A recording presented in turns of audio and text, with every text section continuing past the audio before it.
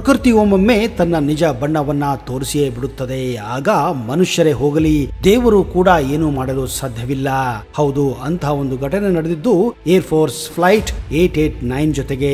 ಹಿಮಾಲಯದ ಒಂದು ತುದಿಯಲ್ಲಿ ಈ ಒಂದು ಫ್ಲೈಟ್ ಕ್ರಾಶ್ ಆಗಿತ್ತು. ಅಲ್ಲಿ ಊಟ ತಿಂಡಿ ನೀರು ಏನು ಉಸಿರಾಡಕ್ಕೂ ಕೂಡ ಗಾಳಿ ಸಿಗದಂತಹ ಪರಿಸ್ಥಿತಿ ಇತ್ತು. ಹಾಗಾದ್ರೆ ಅದರಲ್ಲಿದ್ದಂತಹ 48 ಪ್ರಯಾಣಿಕರು ಏನಾದರೂ ಅನ್ನುವ ಒಂದು ದಾರುಣ ಘಟನೆಯೇ ಈ ಏರ್ ಫೋರ್ಸ್ ಫ್ಲೈಟ್ 889 ನ ಘಟನೆ ಆಗಿದೆ. ಆ ಘಟನೆ ನಡೆಯಲು ಮುಖ್ಯ ಕಾರಣ ಏನು, ಮುಂದೇನಾಯಿತು ಎನ್ನುವುದನ್ನ ತಿಳಿಯುವ ಮೊದಲು ಈ ಚಾನೆಲ್ಗೆ ನೀವು ಹೊಸಬರಾಗಿದ್ದರೆ ದಯವಿಟ್ಟು ಈಗಲೇ ಸಬ್ಸ್ಕ್ರೈಬ್ ಮಾಡಿ, ಜೊತೆಗೆ ಬೆಲ್ ಐಕನ್ ಕೂಡ ಪ್ರೆಸ್ ಮಾಡಿ.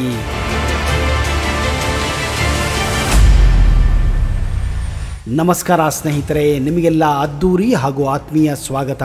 ಕೆಲವೊಂದು ಜಾಗಗಳಲ್ಲಿ ಅದಂತಹ ನಕಾರಾತ್ಮಕ ಶಕ್ತಿ ಇರುತ್ತದೆ ಎಂದು ಕೇಳಿದರೆ ನಿಜಕ್ಕೂ ಗಾಬರಿಯಾಗುತ್ತದೆ. ಅದು ಬರ್ಮುಡಾ ಟ್ರಯಾಂಗಲ್ ಆಗಿರಲಿ, ಟಿಬೇಟೇ ಆಗಿರಲಿ, ಹಾಗೂ ಇತ್ತೀಚೆಗೆ ಕುಖ್ಯಾತಿಯಾಗಿರುವ ನೇಪಾಳದ ಆ ವಿಮಾನ ನಿಲ್ದಾಣಗಳೇ ಆಗಿರಲಿ. ಮಾನವ ಎಷ್ಟೇ ಬೆಳೆದರೂ, ವಿಜ್ಞಾನ ಎಷ್ಟೇ ಬೆಳೆದರೂ ಇವತ್ತಿಗೂ ಆ ನಿಗೂಢ ಜಾಗಗಳ ರಹಸ್ಯವನ್ನು ಪತ್ತೆ ಹಚ್ಚಲು ಸಾಧ್ಯವೇ ಆಗಿಲ್ಲ. ಅಂತಹದೇ ಒಂದು ಘಟನೆ 1972ರಲ್ಲಿ ನಡೆದಿದ್ದು.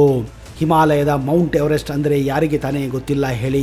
ಈ ಪರ್ವತ ಶಿಖರವನ್ನು ಏರಿ ಸಾಧನೆ ಮಾಡುವಂತಹ ಹಲವಾರು ಸಾಹಸ ಪ್ರೇಮಿಗಳು ಈ ಬೆಟ್ಟವನ್ನ ಹತ್ತಿ ತಮ್ಮ ದೇಶದ ಬಾವುಟವನ್ನ ಹಾರಿಸಬೇಕೆನ್ನುವ ಆಸೆ ಇದ್ದೇ ಇರುತ್ತದೆ. ಅಂತಹದೇ ಒಂದು ಪರ್ವತ ಶಿಖರ ಏರುವ ಸಾಹಸ ಪ್ರೇಮಿಗಳು ಫ್ರಾನ್ಸ್ನಲ್ಲಿ ಕೂಡ ಇದ್ದರು.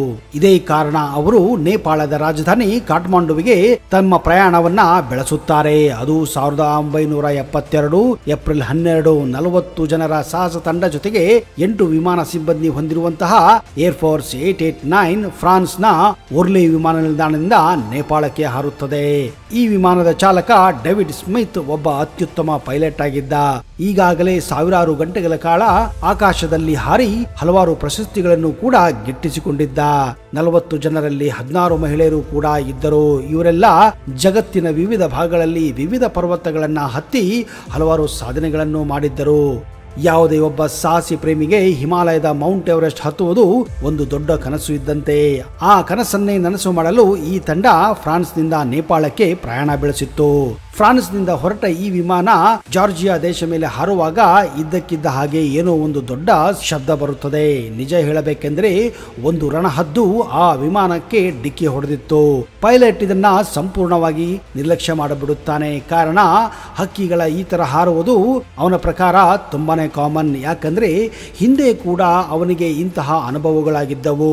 ಚಿಕ್ಕ ಪುಟ್ಟ ಹಕ್ಕಿಗಳು ವಿಮಾನಕ್ಕೆ ಡಿಕ್ಕಿ ಹೊಡೆದಾಗ ಸ್ವಲ್ಪ ಮಟ್ಟಿಗೆ ಡ್ಯಾಮೇಜ್ ಆಗುತ್ತದೆ, ಆದ್ರೆ ಯಾವುದೇ ತೊಂದರೆ ಆಗುವುದಿಲ್ಲ ಎಂದು ಅವನ ಅನುಭವ ಇತ್ತು. ಇದೇ ಕಾರಣ ಅವನು ನಿರ್ಲಕ್ಷಿಸಿ ತನ್ನ ವಿಮಾನದ ಜರ್ನಿಯನ್ನ ಮುಂದುವರಿಸುತ್ತಾನೆ. ವಿಮಾನದಲ್ಲಿ ಕುಂತಹ ಆ ಸಾಹಸಿ ತಂಡ ಕೂಡ ಮೋಜು ಮಸ್ತಿಯಲ್ಲಿ ಇತ್ತು.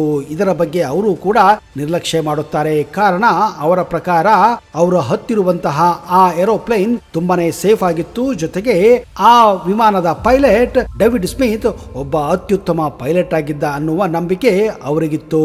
ಅವರು ಸೇಫ್ ಆಗಿ ಕಾಠ್ಮಂಡುವಿಗೆ ತಲುಪಿ ಹಿಮಾಲಯ ಪರ್ವತವನ್ನು ಹತ್ತುತ್ತೇವೆ ಎಂದು ಮೋಜು ಮಸ್ತಿಯಲ್ಲಿ ಮಜವಾಗಿ ಇದ್ದರು. ಮೊದಲು ವಿಮಾನಕ್ಕೆ ಯಾವುದೇ ತರಹದ ಹಾನಿ ಕೂಡ ಆಗಿರಲಿಲ್ಲ. ಅಂದರೆ ಡೇವಿಡ್ ಸ್ಮಿತ್ನ ಊಹೆ ಸರಿಯಾಗಿತ್ತು ಎಂದರ್ಥ. ಮುಂದೆ ಈ ವಿಮಾನ ಹಾರಿ ಉಜ್ಬೇಕಿಸ್ತಾನ್, ತಜಿಕಿಸ್ತಾನ್, ನಂತರ ಭಾರತದ ಕಾಶ್ಮೀರ ಮೇಲೆ ಹಾರಿ ಅದು ನೇಪಾಳ ದೇಶವನ್ನ ಎಂಟ್ರಿ ಕೊಡುತ್ತದೆ. ಕಾಠ್ಮಂಡು ಸುಮಾರು 300ರಿಂದ 400 ಕಿಲೋಮೀಟರ್ ದೂರದಲ್ಲಿದ್ದಾಗೆ ಇದ್ದಕ್ಕಿದ್ದ ಹಾಗೆ ಆ ವಿಮಾನ ಅಲುಗಾಡಲು ಪ್ರಾರಂಭಿಸುತ್ತದೆ. ಆಗ ಡೇವಿಡ್ ಸ್ಮಿತ್ಗೆ ವಿಮಾನದಲ್ಲಿ ಏನೋ ತೊಂದರೆ ಇದೆ ಎಂದು ಗೊತ್ತಾಗುತ್ತದೆ. ಅವನ ಪ್ರಕಾರ ಈ ಒಂದು ತೊಂದರೆ ಆಗುತ್ತಿರುವುದು ಬೇರೆ ವಿಷಯದಿಂದ, ಆ ಹಕ್ಕಿ ಡಿಕ್ಕಿ ಹೊಡೆದಿದ್ದರಿಂದ ಅಲ್ಲ ಎಂದು ಅವನಿಗೆ ಅವನ ಅನುಭವ ಪದೇ ಪದೇ ಹೇಳುತ್ತಿತ್ತು. ಆಗ ಆ ವಿಮಾನದ ಪೈಲಟ್ ATC ಅಂದರೆ ಏರ್ ಟ್ರಾಫಿಕ್ ಕಂಟ್ರೋಲ್ ಕಾಠ್ಮಂಡುಗೆ ತನ್ನ ವಿಮಾನದಲ್ಲಿ ಆಗುತ್ತಿರುವ ತೊಂದರೆಗಳ ಬಗ್ಗೆ ಹೇಳುತ್ತಾನೆ. ಜೊತೆಗೆ ತಾವು ಇರುವ ಜಾಗ ಬಗ್ಗೆ ಕೂಡ ಹೇಳುತ್ತಾನೆ. ಆ ಸಮಯದಲ್ಲಿ ಆ ವಿಮಾನ ಹಿಮಾಲಯದ ಅನ್ನಪೂರ್ಣ ಬೆಟ್ಟಗಳ ಶಿಖರ ಮಧ್ಯದಲ್ಲಿ ಇತ್ತು. ಆಗ ಕಾಠ್ಮಂಡುವಿನ ATC ಪೋಖ್ರಾ ಅಂತಾರಾಷ್ಟ್ರೀಯ ವಿಮಾನದಲ್ಲಿ ಇಳಿಯಲು ಅವರಿಗೆ ಅನುಮತಿ ಕೊಡುತ್ತದೆ. ಇದೇ ಕಾರಣ ವಿಮಾನದ ಪೈಲಟ್ ಆ ವಿಮಾನದ ಗತಿಯನ್ನ ಹೆಚ್ಚಿಸುತ್ತಾನೆ ಹಾಗೂ ಆದಷ್ಟು ಬೇಗ ಪೋಖ್ರಾ ಬಾಂದ್ರಾ ವಿಮಾನ ನಿಲ್ದಾಣಕ್ಕೆ ಇಳಿಯಲು ಪ್ರಯತ್ನ ಮಾಡುತ್ತಾನೆ. ಆದರೆ ನಾನು ಮೊದಲೇ ಹೇಳಿದ ಹಾಗೆ ನಮ್ಮ ಜ್ಞಾನವಾಗಲಿ ವಿಜ್ಞಾನವಾಗಲಿ ಎಷ್ಟೇ ಬೆಳೆದರೂ ಪ್ರಕೃತಿಯ ಮುಂದೆ ನಮ್ಮ ಆಟ ನಡೆಯದು. ಇದ್ದಕ್ಕಿದ್ದ ಹಾಗೆ ಅನ್ನಪೂರ್ಣ ಹಿಮಾಲಯ ಬೆಟ್ಟದಲ್ಲಿ ಗಾಳಿಯು ಜೋರಾಗಿ ವಿಮಾನದ ಚಾಲಕ ಸಂಪೂರ್ಣವಾಗಿ ತನ್ನ ಕಂಟ್ರೋಲ್ ಅನ್ನ ಕಳೆದುಕೊಂಡು ಬಿಡುತ್ತಾನೆ.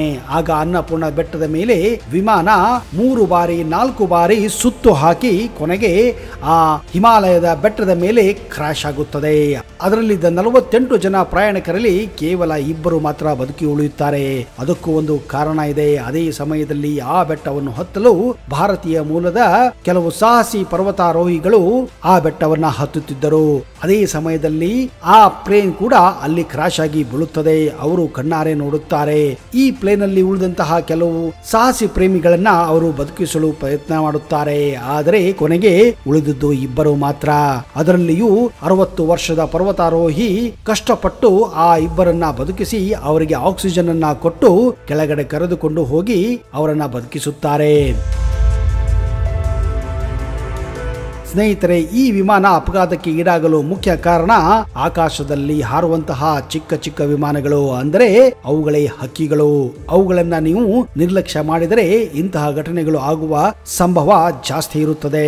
ಒಂದು ಮಾಹಿತಿಯ ಪ್ರಕಾರ ಪ್ರತಿ ವರ್ಷ 17% ವಿಮಾನ ದುರ್ಘಟನೆಗಳು ಆಗುವುದು ಈ ಬರ್ಡ್ ಸ್ಟ್ರೈಕ್ ನಿಂದಲೇ, ಅಂದರೆ ಹಕ್ಕಿಗಳು ವಿಮಾನಕ್ಕೆ ಡಿಕ್ಕಿ ಹೊಡೆಯುವುದರಿಂದಲೇ. ಹೆಚ್ಚಾಗಿ ವಿಮಾನದ ಫ್ಯಾನುಗಳಲ್ಲಿ ಈ ಹಕ್ಕಿಗಳು ಡಿಕ್ಕಿ ಹೊಡೆದು ಸಿಕ್ಕಿ ಹಾಕಿಕೊಂಡಾಗ ವಿಮಾನ ಹಾರುವುದಕ್ಕೆ ತೊಂದರೆ ಆಗುತ್ತವೆ. ಇಲ್ಲಿಯೂ ಕೂಡ ಆಗಿದ್ದು ಅದೇ. ಆದರೆ ಡೇವಿಡ್ ಸ್ಮಿತ್ ತನ್ನ ಅನುಭವ ಇದಕ್ಕಿಂತ ಮೀರಿದ್ದು ಎಂದು ಅಲ್ಲಗಳೆದು ನಿರ್ಲಕ್ಷ್ಯ ಮಾಡಿ ತನ್ನ ಸಾವಿಗೆ ತಾನೇ ಕಾರಣನಾಗುತ್ತಾನೆ. ಜೊತೆಗೆ 46 ಪ್ರಯಾಣಿಕರು ಸಾವನ್ನಪ್ಪುತ್ತಾರೆ. ಅದರಲ್ಲೂ ಇತ್ತೀಚೆಗೆ ನೇಪಾಳದಲ್ಲಿ ಇಂತಹ ವಿಮಾನ ಘಟನೆಗಳು ತುಂಬಾನೇ ನಡೆಯುತ್ತಿವೆ. ಕಾರಣ ಆ ಪ್ರಕೃತಿ ಜೊತೆಗೆ ಆ ಪ್ರದೇಶದಲ್ಲಿರುವ ನಕಾರಾತ್ಮಕ ಶಕ್ತಿಗಳು ಅನ್ನಬಹುದು. ಸ್ನೇಹಿತರೆ, ಇದರ ಬಗ್ಗೆ ನಿಮ್ಮ ಅನಿಸಿಕೆಗಳನ್ನ ದಯವಿಟ್ಟು ಕಮೆಂಟ್ ಬಾಕ್ಸ್ ಅಲ್ಲಿ ಹಾಕಿ. ಇದು ನಿಜಕ್ಕೂ ವಿಜ್ಞಾನ ಕಾರಣವೇ ಅಥವಾ ಅಲ್ಲಿರುವ ನಕಾರಾತ್ಮಕ ಶಕ್ತಿಗಳು ಕಾರಣವೇ ಎಂದು. ಇಂತಹದೇ ರೋಚಕ ಹಾಗೂ ಕುತೂಹಲ ಮಾಹಿತಿಯೊಂದಿಗೆ ಮುಂದಿನ ಸಂಚಿಕೆಯಲ್ಲಿ ಮತ್ತೆ ಸಿಗುತ್ತೇನೆ. ಅಲ್ಲಿಯವರೆಗೆ ಜೈ ಹಿಂದ್, ಜೈ ಕರ್ನಾಟಕ.